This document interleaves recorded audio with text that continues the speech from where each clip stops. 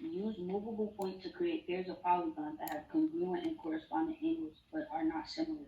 Thank you. So we're looking for angles that are still congruent, however, they are not similar. Think about what DeAndre and Paige said makes figures similar, and you're going to do the opposite of that. Okay? However, the angle still needs to be congruent. I'm going to give you guys just a minute to do that. I'm going to be honest and tell you our focus is going to be on the rectangle for 6 times. So focus on the first pair of figures. If you finish, you can move on. If you finish, you can move on to the second pair. Another 45 seconds.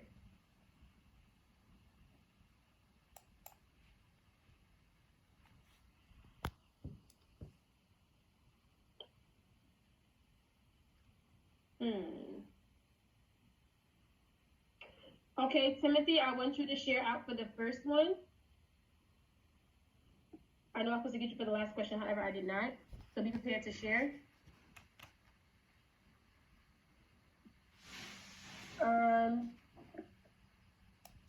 Sanaya, this is the I'm asking you to join Desmos.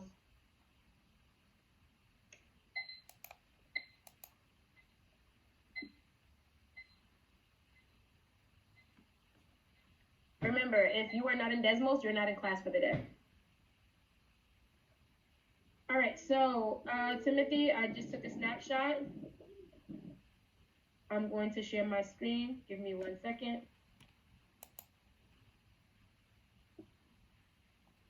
Okay, so what was your thinking when you knew you had to create polygons that were not similar? I was thinking of I was making them not the same shape since a square and a rectangle are not similar in the first place. So I just made different shapes. Okay, however, are your angles still congruent? I'm going to snip it so I can annotate. You can still keep talking now. No. No. All right, I'm going to ask you guys. Also, do you agree or disagree with Timothy? He said his angles are not congruent. Do you guys think the angles are congruent? Thumbs up or thumbs down? And I should see everyone's thinking. Do you think that the angles are congruent? Because if so, we have to see if he met the criteria or not. I should see everyone's thinking. Are the angles congruent? Thumbs up or thumbs down? I'm going to reshare my screen on the PowerPoint. Thank you, Paige. Thank you, Sierra. I see like 5 out of, what do we have? 16 students? No, we have 15 students. Oh, I see a mix. All right, guys. When you guys see that little box, first of all, you know, squares and rectangles have what kind of angles? Anybody come off and tell me? Right. They have right angles, so that means all of them are going to equal to what? 90. 90 degrees. So guys, I'm going to ask you again. Are all the angles congruent? Thumbs up or thumbs down? Thank you. If they're all 90, yes. Just because they have congruent corresponding angles does not mean they're similar. I think you guys are now connecting those two. So Timothy actually did a good job.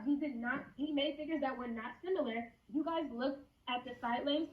Ask yourself, if there is any scale factor I can multiply my figure by to get the next figure. That is not, which means that the side lengths are not proportional. Therefore, this figure is not similar. You have to ask yourself, what is the mathematical evidence needed to prove whether these two figures are similar or not? Keep that in mind as we move. This activity might help you first a little bit more. I'm going to take you guys to the next two. However, please do not spend so much time on creating angles that you miss one of the activities. So hold on. I'm pacing you guys to 3 and 4.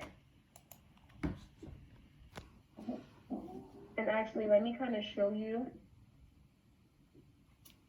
I'm going to pause you.